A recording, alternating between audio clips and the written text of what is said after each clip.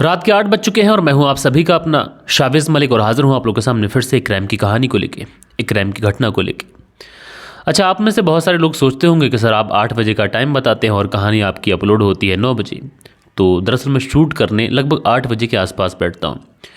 तो शुरुआत में आप लोगों से वादा किया था कि कहानी सर्दियों 8 बजे डालेंगे, लेकिन क्या किया जाए कि कहानी शूट होना, उसके बाद में सारी चीज़ें तैयार करते करते 9 बज जाते हैं। तो कोशिश यही रहेगी कि 8 और 9 बजे के बीच में कहानी सर्दियों डालें, बाकी अपना जो टाइम है वो 10 ही बजे का रहेगा, जो सर्दियों के बाद में चालू होगा। और दोस्तों, ये थी बस एक नॉर्मल सी बात। लेकिन आज की कहानी की बात करें तो आज की कहानी बड़ी हैरान करने वाली है, क्योंकि दोस्तों आज की कहानी में कुछ ऐसा हुआ कि कई बार आप लोग देखते हैं कि मर्डर होता है, अवैध संबंधों के पीछे हो जाता है, जिसमें पति और पत्नी ये सारी चीज़ें सामने आती हैं, पुलिस तक बात पहुंचती है, पुलिस पूरी प्लानिंग का, मोटिव का, सारी चीज़ों का पता लगाती है, बाद में कातिल का नाम सामने आता है। लेकिन आज की कहानी अपने आप में हैरान करने वाली कहानी इसलिए है क्योंकि इसमें एक कत्ल तो होता है, लेकिन इस कत्ल करने के पीछे जो वजह थी यह आप लोग को हैरान करेगी। तो पूरी कहानी सिलसिलेवार तरीके से मैं आप लोग को सुनाऊंगा और ये कहानी आप लोग को एक बहुत उम्दा सीख भी देगी। तो इस कहानी में आप लोग अंत तक बने रहिएगा। दोस्तों, बात करें अगर आज की कहानी की, तो आज की कहानी की शुरुआत होती है बिहार से, और इसी बिहार में एक जगह लगती है पूर्णिया, और इसी पूर्णिया के अंतर्गत एक इलाका आता है उरलाहा इलाका। इसी उरलाहा इलाके में ये इसी दिसंबर की बात है, और दिसंबर के महीने में ही इसी उरलाहा में सुबह सुबह के वक्त जब कुछ लोग निकले हुए जा रहे होते हैं तो उनको किसी शख्स की डेड बॉडी दिखाई पड़ती है। अब लोग करीब पहुंचते हैं, उस शख्स को पहचानने की कोशिश करते हैं, लेकिन पहचान हो नहीं पाती है। लिहाजा वहीं से कोई व्यक्ति तुरंत पुलिस को फ़ोन कर देता है कि इस तरीके से यहाँ पर एक मार्ग है, उस मार्ग पे एक डेड बॉडी पड़ी हुई है। लिहाजा जो पुलिस की टीम होती है तुरंत वहाँ पर पहुँचती है। वहाँ पर पहुँचने के बाद में सबसे पहले जो घटना स्थल था, जो क्राइम सीन था, उसको बहुत ही बारीकी से चेक करती है, कहीं ऐसा तो नहीं कि कातिलों ने कोई सुराग छोड़ दिया हो। लेकिन कोई सुराग, कोई सबूत मिलता नहीं है। उसके बाद में पुलिस वाले सब लोगों से पहचानने की कोशिश करते हैं कि ये व्यक्ति कौन है, कोई से पहचानता है या फिर नहीं पहचानता है। लेकिन इत्तेफाक से ऐसा कोई व्यक्ति उस समय तक वहाँ नहीं पहुँचा था जो इस व्यक्ति को जानता हो। सारे ही लोग ऐसे थे जो अनजान थे। उसके बाद में पुलिस वाले इस व्यक्ति की डेड बॉडी से कागज़ पत्र यानी आधार कार्ड, पहचान पत्र या फिर डीएल वगैरह कुछ मिल जाए ऐसा देखने की कोशिश करती है। लेकिन दोस्तों, पुलिस वाले इस डेड बॉडी की बहुत ही बारीकी से समीक्षा करते हैं, बहुत ही बारीकी से तलाशी करते हैं, लेकिन उसके बावजूद भी न इस डेड बॉडी से कोई पेपर मिला था और ना कुछ ऐसी चीज़ मिली थी जिससे कम से कम इस डेड बॉडी की पहचान हो सके। उसके बाद में पुलिस वाले इस मामले में छानबीन को आगे बढ़ाते हैं। उससे पहले ही पुलिस के पास में एक फ़ोन आता है, क्योंकि जो हत्या की बात थी इस गांव के अंदर वो पूरे इलाके में आग की तरह फैल चुकी थी। अब हर कोई संदिग्ध चीज़ों से थोड़ा परहेज़ कर रहा था। लिहाजा जब एक संदिग्ध गाड़ी खड़ी हुई दिखाई पड़ती है, वो लोग तुरंत पुलिस को फ़ोन कर देते हैं कि साहब इस जगह पर एक संदिग्ध गाड़ी है, तो किसकी है ये आकर एक बार देख लीजिए। अब पुलिस वाले तुरंत उस जगह पर पहुंचते हैं जहां पर वो गाड़ी बताई गई थी, तो वो बाइक थी। लिहाजा पुलिस वाले उस बाइक के नंबर के आधार पर ये पता लगाने की कोशिश करते हैं कि आखिरकार ये गाड़ी किसकी है। तो पता चलता है कि ये जो गाड़ी है ये किसी नंदलाल शाह के नाम पर रजिस्टर्ड है। अब जो नंदलाल शाह है इसके नाम पर रजिस्टर्ड है। अब पुलिस वाले ये सोचते हैं कहीं ऐसा तो नहीं कि मरने वाला व्यक्ति नंदलाल शाह हो। अब ऐसे में पुलिस वाले कैसे पता लगाएं, क्योंकि ना डेड बॉडी के पास में कोई पेपर ना कोई कागज़ मिला है। लिहाजा पुलिस वाले अब ये पता लगाने की कोशिश करते हैं कि नंदलाल शाह आखिरकार रहने वाला कहाँ का है। नंदलाल शाह की पूरी डिटेल निकाली जाती है, उसके घर वालों को खबर कर दी जाती है कि इस तरीके से तुम्हारे परिवार के सदस्य नंदलाल शाह, उनकी गाड़ी मिली है, आप आ जाइए, और एक डेड बॉडी भी मिली है थोड़ी दूर पर। तो उसके बाद में घर वाले कहते हैं कि नंदलाल शाह तो घर हैं भी नहीं। और इस तरीके से जब वो सारी बात सुनते हैं, घर वाले दौड़े दौड़े भागे भागे उस जगह पर पहुंचते हैं। सबसे पहले गाड़ी की पहचान करते हैं, कहते हैं साहब गाड़ी तो हमारे पिता नंदलाल की ही है। उसके बाद में जो डेड बॉडी थी जब घर वालों को दिखाई जाती है तो घर वालों का बुरा हाल हो जाता है। घर वाले चीखने लगते हैं, नंदलाल की पत्नी रोने लगती है, उसके बच्चे रोने लग जाते हैं। कहते हैं साहब ये जो डेड बॉडी है ये किसी और की नहीं बल्कि हमारे ही पिता नंदलाल की है। अब पुलिस वाले पूछते हैं कि नंदलाल आखिरकार यहाँ कैसे, और उसके बाद में पुलिस वाले डेड बॉडी को तुरंत पोस्टमार्टम के लिए भेज देते हैं। इधर डेड बॉडी को पोस्टमार्टम के लिए भेजा जाता है, इधर पुलिस वाले घर वालों को दिलासा देते हैं कि तुम चिंता मत करो, पोस्टमार्टम की रिपोर्ट जो आएगी उस रिपोर्ट के आधार पर हम लोग छानबीन करेंगे और जो कातिल होगा वो पकड़ा ज़रूर जाएगा। अब इधर पुलिस वाले घर वालों को समझा बुझाकर भेजते हैं।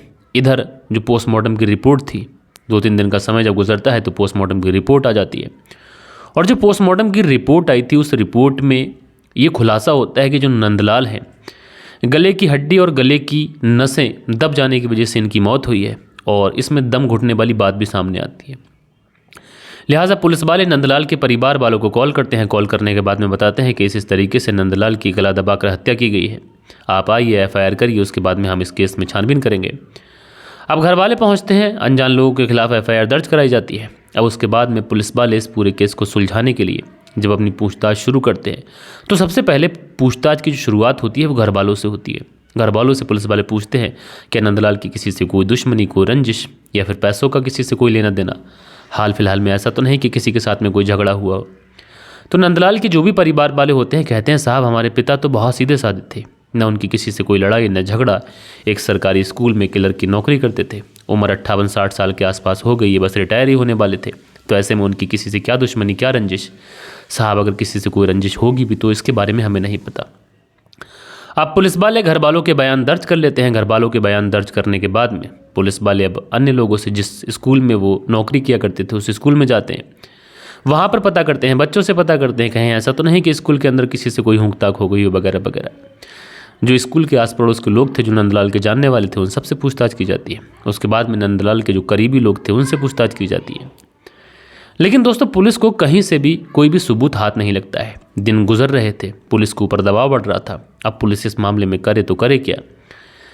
लेकिन जब किधर से भी पुलिस को कोई मदद नहीं मिलती है तो उसके बाद में पुलिस लास्ट वाला ऑप्शन चुनती है। जो ऑप्शन पुलिस को सबसे पहले चुनना चाहिए वो लास्ट में चुनती है। पुलिस वाले अब नंदलाल का जो मोबाइल नंबर परिवार वालों से लिया था उस नंबर की कॉल डिटेल निकालती है, ताकि ये पता चल सके कि लास्ट बार किससे बात हुई है, किससे नहीं हुई है, और ज़्यादा किससे बात होती है। सारी चीज़ें कॉल डिटेल यानी CDR में आ जाएंगी। अब जैसे ही कॉल डिटेल निकाली जाती है, इधर पुलिस वाले कुछ करीबी लोगों से पूछताछ कर रहे थे तो करीबी लोग भी कुछ कुछ बातें बताते हैं। उधर जो कॉल डिटेल आई थी तो जो करीबी लोगों ने कुछ बातें बताई थी उस पर मोहर लग जाती है। दरअसल उस कॉल डिटेल में आता है कि ये जो नंदलाल थे, एक 21-22 साल की एक लड़की जिसका नाम जूली था, जो कि दिलौरा गाँव की रहने वाली थी, उसके साथ में बातचीत हुआ करती थी। अब जो पुलिस वाले होते हैं पता लगाते हैं कि भैया जूली कौन है। अब जूली के घर पे पहुंचते हैं तो जूली बाकायदा घर पे मौजूद होती है। जूली से कहा जाता है कि नंदलाल शाह नाम के एक व्यक्ति हैं, उनसे तुम्हारी बात हुआ करती थी और उनके साथ में इस तरीके का हादसा हो गया है। तुम्हारा उनसे क्या रिश्ता है, क्या तुम्हारी उनसे बात हुई थी? तो जूली कहती है हाँ मेरी अक्सर उनसे बात हुआ करती थी, वो रिश्ते में मेरे मौसा लगते हैं। और क्या हुआ है उनको? तो पुलिस वाले बताते हैं कि उनकी इस तरीके से हत्या हो गई है। जूली वहीं पर रोने लग जाती है, कहती हैं अच्छे भले आदमी थे, मुझसे अक्सर बात किया करते थे और माता पिता के बारे में भी पूछा करते थे, बच्चों बच्चों की खबर भी लिया करते थे। किसने हत्या कर दी? क्या तुम्हें कातिल के बारे में कोई सुराग मिला या फिर नहीं? अब इधर पुलिस वालों को सबूत के नाम पर बस जूली का कॉन्टैक्ट नंबर मिला था। इधर जूली ही पुलिस वालों से सवाल करने लगी थी कि कातिल का पता चला या फिर नहीं चला। अब पुलिस वाले जूली से कहते हैं कि जैसे ही कातिल का पता चलेगा हम बताएंगे, लेकिन हमें तुम्हारा नंबर मिला था तो हम तुमसे पूछताछ करने के लिए आए थे। लिहाजा जूली के जो बयान होते हैं पुलिस वाले लेते हैं, उसके बाद में चले जाते हैं। अब पुलिस वाले अपने तरीके से अपने मुखबिरों को एक्टिव करते हैं, और पुलिस वाले जब मुखबिरों को एक्टिव करते हैं तो इसमें मुखबिर कुछ पुलिस को ऐसी बातें आकर बताते हैं जिससे पुलिस का जो शक था दोबारा से जूली के ऊपर जाता है। उसके बाद में पुलिस पहुंचती है और इस बार जूली को उठाती है और उठाने के बाद में सीधा पुलिस थाने लेके आ जाती है। अब जब जूली को पुलिस थाने लेके आई थी तो जूली इस बार थोड़ा सा घबराती है, और पुलिस थाने लाने के बाद में अब जूली को फ्रंट सीट पर बैठाया जाता है। और उसके बाद में पुलिस वाले जूली से सिर्फ इतना सवाल करते हैं कि आखिर बताओ कि तुमने नंदलाल की हत्या क्यों की। अब जैसे ही ये बात जूली सुनती है कि नंदलाल की हत्या क्यों की, तो जूली समझ जाती है कि पुलिस को शायद कुछ पुख्ता सबूत मिला है। लिहाजा ज़्यादा देर तक तो जूली पुलिस को टाल नहीं पाती है, क्योंकि कोई पेशेवर कातिल, कोई पेशेवर मुजरिम तो थी नहीं। 21-22 साल की उम्र है। अब उसके बाद में 21-22 साल की उम्र अब नहीं, अब 26 साल की है। दरअसल जब कहानी में मैं आप लोगों को पीछे लेके चलूँगा तो उस समय इसकी उम्र 21-22 साल की थी, तो अब उम्र ज़्यादा है, 26-27 साल मान लीजिए। तो जूली एक नाम बताती है और वो नाम होता है मोसूद्दीन नाम का। मोसूद्दीन जिसकी उम्र तकरीबन 18 साल के आसपास है। जो मोसूद्दीन का नाम होता है, उसके बाद में पुलिस मोसूद्दीन को उठाती है, उसे भी उठा कर सीधा पुलिस थाने लेके आती है। अब जूली और मोसूद्दीन पुलिस के सामने फ्रंट सीट पर बैठे हुए हैं। पुलिस इनसे अपने सवाल दाग रही है। तो उसके बाद में जूली और मोसुद्दीन एक ऐसी कहानी सुनाते हैं जिस कहानी को सुनने के बाद में कुछ ऐसी चीज़ें निकल के आती हैं जिससे ऐसा लगता है कि वाकई में समाज किस तरफ जा रहा है। दरअसल इस कहानी की शुरुआत की बात करें तो 2 साल पहले आप लोगों को चलना पड़ेगा। और 2 साल पहले जो जूली थी इसकी शादी होती है। शादी होने के बाद में ये अपने बच्चों और पति के साथ में रहना शुरू करती है, पति के साथ में। उसके बाद में इसे बच्चे भी होते हैं। अब पति जो था बाहर काम किया करता था, पैसे कमाने बाहर जाता था, तो जूली अपने बच्चों के साथ घर पे ही रहा करती थी। जब घर पे रहा करती थी तो दिन भर अकेले रहती, मोबाइल के खाली रहते समय पन्ने पलटने लगती। तो उसी दौरान सोशल मीडिया पर इसकी मुलाकात मोसुद्दीन से होती है। मोसुद्दीन जो कि दिलौरा का ही रहने वाला था, उम्र लगभग 18 साल के आसपास थी। मोसुद्दीन से दोस्ती होती है। दोस्ती धीरे धीरे प्यार में बदलती है, प्यार धीरे धीरे नज़दीकियों में बदलता है। आजकल का प्यार तो दोस्तों बिस्तर पे ही जाके ख़त्म होता है। उसके बाद में जूली और मोसुद्दीन दोनों एक दूसरे के साथ में जिस्मानी ताल्लुकात रखने लगते हैं। धीरे धीरे वक्त गुजरता है, लेकिन दोस्तों जूली जब मोसुद्दीन के साथ में शारीरिक संबंध बनाया करती थी, उससे प्यार किया करती थी, तो कभी कभी उससे अपनी ज़रूरतों के लिए पैसे भी मांग लिया करती थी।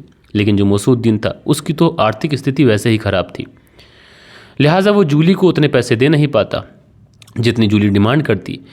इसी बीच में इस पूरी कहानी के अंदर एक और शख्स की एंट्री होती है, और ये शख्स होते हैं नंदलाल शाह। इनकी उम्र तकरीबन 60 साल के आसपास है। एक सरकारी स्कूल में क्लर्क की नौकरी है, और गाड़ी है, बाइक है, सारी चीज़ें हैं। लिहाजा जूली जो थी वो मोसुद्दीन के अलावा अब नंदलाल से भी नज़दीकियाँ बढ़ाने लगी थी। नंदलाल जो कि रिश्ते में मौसा भी लगता था, तो कभी कभी घर पे आता था। उसके बाद में नंदलाल से नज़दीकियाँ होती हैं, और नंदलाल से जब नज़दीकियाँ होती हैं तो इनसे भी शारीरिक संबंध बनना शुरू हो जाते हैं। अब दोस्तों आप लोग अंदाज़ा लगाइए कि एक 22-24 साल की लड़की है और उसके 60 साल के बुज़ुर्ग के साथ में शारीरिक संबंध बनने लगे हैं, वो भी जब मौसा वाला रिश्ता है दूर का। लिहाजा जब नंदलाल से शारीरिक संबंध बनना शुरू होते हैं और नंदलाल उसके ऊपर पैसा भी लुटाता रहता है, तो इस दौरान जो जूली थी अभी अपने प्रेमी मोसुद्दीन से थोड़ी दूरियां बना लेती है। जब मोसुद्दीन से दूरियां बनाती है तो मोसुद्दीन जूली से बात करता है कि क्या बात है, क्यों दूरियां बना रही हो। तो जूली जो थी बहाने कर देती है।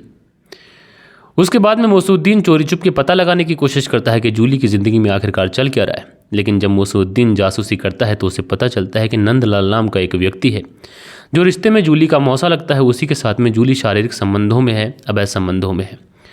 लिहाजा मोसुद्दीन तुरंत जूली को कॉल करता है, और कॉल करने के बाद में कहता है कि मुझे पता चला है कि तुम अपने मौसा के साथ में अनैतिक रिश्तों में हो। जूली इस बात को कबूल करती है, कहती है हाँ हूँ, लेकिन तुम्हारा उस सबसे मतलब नहीं है।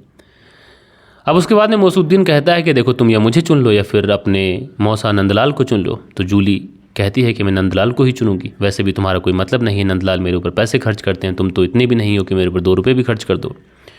अब ये बात जब मोसुद्दीन सुनता है तो उसको बड़ा गुस्सा आता है। उसको लगता है कि अब जो नंदलाल है उसको सबक सिखाना चाहिए। इसलिए जूली से कहता है कि देखो 150 रुपये, 1000 रुपये कोई भी दे देगा। अगर तुम्हारा प्रेमी नंदलाल इतना ही पैसे वाला है तो उससे 1 लाख रुपये मांग के देखो।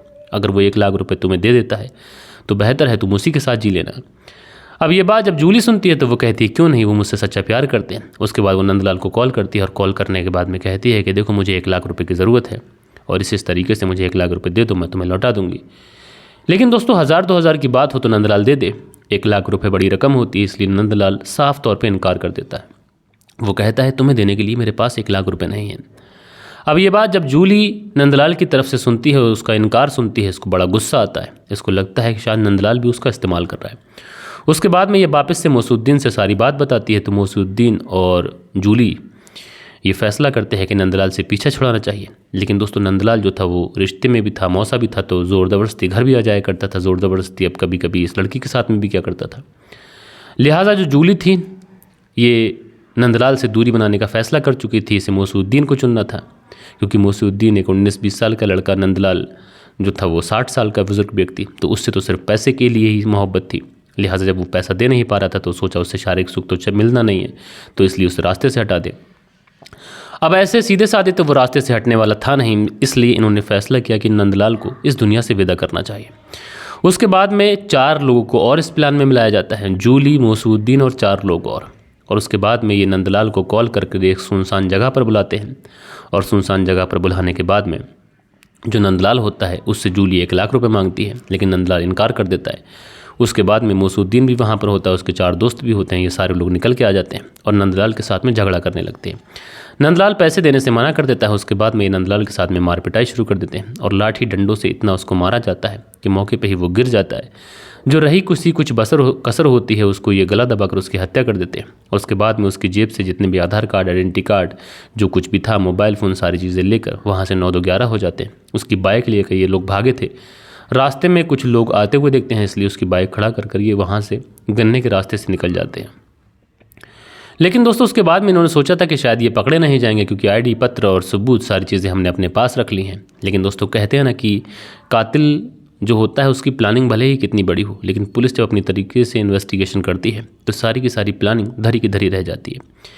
यहाँ पे आप लोगों ने देखा कि एक लड़की जो एक 60 साल के बुजुर्ग व्यक्ति को अपने प्रेम जाल में फंसाती है, और जो 60 साल का बुजुर्ग व्यक्ति भी था उसकी भी बड़ी गलती थी कि वो अपनी से आधी उम्र की लड़की के साथ में अनैतिक संबंधों में आता है। उसके बाद में मौसूद्दीन जो कि खुद एक आवारा लड़का था, वो जूली के साथ मिलता है, अपने 4 दोस्तों को भी मिलाता है और उसके बाद में नंदलाल की हत्या कर देते हैं। ज़रा सोचिए दोस्तों, एक 60 साल का बुजुर्ग व्यक्ति, उसकी हत्या इन्होंने कर दी, उसकी पत्नी को इन्होंने विधवा कर दिया, उसके बच्चों को अनाथ कर दिया, और खुद जो जूली है उसके भी 2-2 बच्चे हैं, और वो भी अब ममता के लिए तरसेंगे, अपने माँ के प्यार के लिए तरसेंगे, क्योंकि जूली अब ज़िंदगी जेल में बिताएगी। साथ के साथ मौसूद्दीन जिसकी उम्र अभी 18-19 साल के आसपास है, वो भी गिरफ्तार हुआ है, उसको भी जेल जाना है। तो इस तरीके से इस छोटे से इंसिडेंट ने, छोटी सी जिस्मानी भूख ने कई लोगों की ज़िंदगी तबाह व बर्बाद कर दी। बहरहाल दोस्तों, आप लोग इस पूरी कहानी के बारे में क्या कहना चाहते हैं, कमेंट्स करके ज़रूर से ज़रूर बताइएगा। और कल के दिन आप लोग के कुछ कमेंट्स हैं, वक्त होता है कि आप लोग के कमेंट्स पढ़ लिए जाएं। सो दोस्तों, कल के दिन हमारे चैनल पर जो कमेंट्स आए थे उसमें शीलनिधि हैं लिखते हैं, क्राइम स्टोरी में अवैध संबंध का होना एक बड़ी कड़ी है और पूरे देश में क्राइम हो रहा है और आपके माध्यम से पता मिलता है मलिक जी। तो शीलनिधि जी आपका शुक्रिया। गोल्डन वान करके आईडी है लिखते हैं, शावेज भाई नपुंसक बनकर लंबी ज़िंदगी जीने से बेहतर है कि मर्द बनकर छोटी और बेहतरीन ज़िंदगी जी जाए। तो गोल्डन वाल जी आपका शुक्रिया। दी वेरेस्टर हैं लिखते हैं, सही बात है ब्रो। तो दी वेरेस्टर जी आपका शुक्रिया। उसके बाद में हैदर पेट करके आईडी है लिखते हैं, अस्सलाम वालेकुम भाई, आपका जो एसेंट है ये बहुत अच्छा है स्टोरी टेलिंग का, तो कीप इट अप। तो भैया आपका बहुत शुक्रिया। उसके बाद में आईडी है और उनका नाम ऐसा है कि मैं ले भी नहीं सकता, और ये लिखते हैं, सर मैं नया जुड़ा हूँ आपके चैनल से, आप इसी तरीके से कंटेंट बनाते रहिए। तो भाई आपका बहुत शुक्रिया। सतबीर जी हैं लिखते हैं, कहानी सुनकर मुझे बहुत अच्छी लगती है। सतबीर मुजफ्फरनगर उत्तर प्रदेश से। तो सतबीर जी आपका शुक्रिया। उसके बाद में राजकिशोर चौरसिया हैं लिखते हैं, महाबालेश्वर महाराज से कहानी सुनते हैं। तो भैया बहुत शुक्रिया। उसके बाद में अगला कमेंट राजेंद्र कुमार का है। तो राजेंद्र कुमार जी आपका शुक्रिया। राजेंद्र कुमार आगे हार्ट बनाते हैं, भैया बहुत शुक्रिया। सुरेंद्र शर्मा है लिखते हैं, नमस्ते मलिक भाई साहब, नाइस स्टोरी। सुरेंद्र कुमार श्री विजयनगर राजस्थान से। तो भैया आपका बहुत शुक्रिया। हसीबुल अंसारी हैं लिखते हैं, अस्सलाम वालेकुम मलिक भाई, nice story. Hasibul Ansari Dubai से। तो हसीबुल अंसारी जी वालेकुम सलाम, आपका बहुत बहुत शुक्रिया। उसके बाद में मनोज सिंह है लिखते हैं, प्रस्तुति और आवाज़ शानदार है भाई साहब। तो भाई आपका बहुत शुक्रिया। मोइन है लिखते हैं, नाइस स्टोरी, महाराष्ट्र मालेगांव से कहानी सुनते हैं। तो मोइन जी शुक्रिया। अनिल कुमार हैं लिखते हैं, गुड स्टोरी, अमेरिका से कहानी सुनते हैं। उसके बाद में लिखते हैं, पति ने बिल्कुल सही किया, एक बार भी समझाने पर यह समझ नहीं आता है। इनका नाम है हस्ताज नेपाली करके आईडी है। तो भैया आपका शुक्रिया। सरफराज सिद्दीकी हैं लिखते हैं, मैं कंटिन्यू आपकी स्टोरी सुन रहा हूँ और मैं यूपी का रहने वाला हूँ, फ़िलहाल दोहा कतर में रहता हूँ। तो सरफराज सिद्दीकी जी आपका बहुत शुक्रिया। शम्मा सिद्दीकी हैं लिखती हैं, अस्सलाम वालेकुम भाई। तो वालेकुम सलाम। लिखती हैं, आज लेट हो गया कमेंट्स करने में और आप मेरा कमेंट्स पढ़ते हैं, अच्छा लगता है। तो शम्मा सिद्दीकी जी बहन आपका शुक्रिया। हारून अंसारी हैं लिखते हैं, अस्सलाम वालेकुम मलिक भाई, आपकी कहानी दुबई से सुनता हूं। तो हारून अंसारी जी वालेकुम सलाम, आपका बहुत शुक्रिया। अशफाक खान लिखते हैं, लिहाजा, यानी जो मैं कहानी में बार बार बोलता हूँ लिहाजा, तो आपका शुक्रिया। लिहाजा को लेके बहुत सारे लोग शिकायत भी करते हैं, लेकिन लिहाजा से क्या होता है कि कहानी आगे बढ़ाई जाती है। मोहम्मद उमैर हैं लिखते हैं, हाय सर। तो भैया हाय, कैसे हैं। सुनील त्यागी हैं लिखते हैं, नमस्कार भाई साहब, रेनू सुनील त्यागी श्याना बुलंदशहर से। तो सुनील त्यागी जी आपका बहुत बहुत शुक्रिया। उसके बाद में आगे जो कमेंट्स है ये साबिर हुसैन का है लिखते हैं, आपने बोला बीच का रास्ता निकालना चाहिए, वासना हावी होती है, उसके बाद कोई रास्ता नज़र नहीं आता है तो अंत में कत्ल ही होता है। तो साबिर हुसैन जी आपने अपना व्यू रखा, आपका शुक्रिया। उसके बाद में आलोक दास हैं लिखते हैं, दादा ISM okay Das from Kolkata, your voice is great. तो दादा ISM आलोक दास, तो आलोक दास जी आपका बहुत शुक्रिया। उसके बाद में एक अग्निहोत्री प्रयागराज उत्तर प्रदेश से सुनते हैं, भैया शुक्रिया। अफशान खान लिखते हैं, लिहाजा आपने 7 टाइम बोला है। तो भाई आपका शुक्रिया। ए चौधरी है लिखते हैं, देश में चल क्या रहा है ऊपर वाला ही जाने। तो ए चौधरी जी आपका शुक्रिया। राजपुरा खबरनामा है, लिखते हैं शावेज़ भाई, कुंवर सिंह की कोई गलती नहीं थी, उसने पत्नी को बहुत समझाया, वैसे भी पत्नी और बच्चों के साथ ले जा सकता था। तो राजपुरा खबरनामा जी आपका शुक्रिया। उसके बाद में हैशटैग नेपाली करके हैं, लिखते हैं समझाने पर माने कि नहीं और पति बेचारा करे तो करे क्या। तो भाई आपका शुक्रिया। दिनेश शर्मा है, लिखते हैं इस हफ्सी इंसान के पास में ऐसे ही कहानी होती हैं, जबकि शम्स सर जो कहानी सुनाते हैं वो अलग ही होती हैं। तो दिनेश शर्मा जी आपका बहुत बहुत शुक्रिया। लेकिन है क्या कि शम्स ताहिर खान सर बड़ी कहानियों को कवर करते हैं और मैं छोटी छोटी कहानियों को कवर करता हूं। तो शम्स ताहिर खान जी जो कहानियों को कवर करते हैं, अगर मैं उनको मैं कवर करूंगा तो मेरे व्यूज़ नहीं आएंगे। और दूसरी चीज़ ये भी है कि क्राइम अगर कहीं भी हो रहा है, भले ही वो किसी वजह से हो रहा है, तो उसको कवर कर कर आप लोग को पहुंचाना बहुत ज़्यादा ज़रूरी है। नेशनल मीडिया पर अलग न्यूज़ चलती है और उसके बाद में जो बड़े हैं जैसे शम्स ताहिर खान सर हो गए तो ये अलग तरीके की स्टोरीज़ कवर करते हैं। लेकिन जो मैं कवर करता हूँ तो क्राइम तो उसमें भी होता है, तो उसको भी कवर करना ज़रूरी है, क्योंकि मोस्टली आजकल जो कत्ल हो रहे हैं उसके पीछे अवैध संबंध बहुत है। दिनेश जी मैं आपसे माफ़ी भी चाहता हूँ, लेकिन कम से कम लोगों को जागरूक करना भी बहुत ज़्यादा ज़रूरी है। आपका शुक्रिया। सरफराज सिद्दीकी हैं, लिखते हैं मैं कंटिन्यू आपकी स्टोरी सुनता हूँ, ऊपर वाला ही मैं रहने वाला यूपी का हूँ, कतर में रहता हूँ। तो भाई आपका शुक्रिया। उसके बाद अफशान खान फिर से लिखते हैं लिहाजा। तो भाई अफशान खान जी आपका शुक्रिया मजाक बनाने के लिए। खैर दोस्तों, ये थे आप लोग के कुछ प्यारे प्यारे कमेंट्स जो कल के दिन आप लोगों ने किए थे। आशा करता हूँ कि आज की जो कहानी है ये आप लोग को ज़रूर से ज़रूर पसंद आई होगी। कहानी पसंद आई हो तो लाइक करिएगा, और चैनल पर पहली बार आए हैं तो इसे सब्सक्राइब कर बेल आइकन को ऑल पे सेलेक्ट कर लीजिएगा, ताकि क्राइम की जो स्टोरीज़ होती हैं ये आप लोगों को समय पर मिलती रहें। तो दोस्तों मिलते हैं कल के दिन किसी और क्राइम स्टोरी के साथ में। जब तक के लिए अपना ख्याल रखें, देश का ख्याल रखें, परिवार के रिश्तों की अहमियत को समझें। जय हिंद, जय भारत।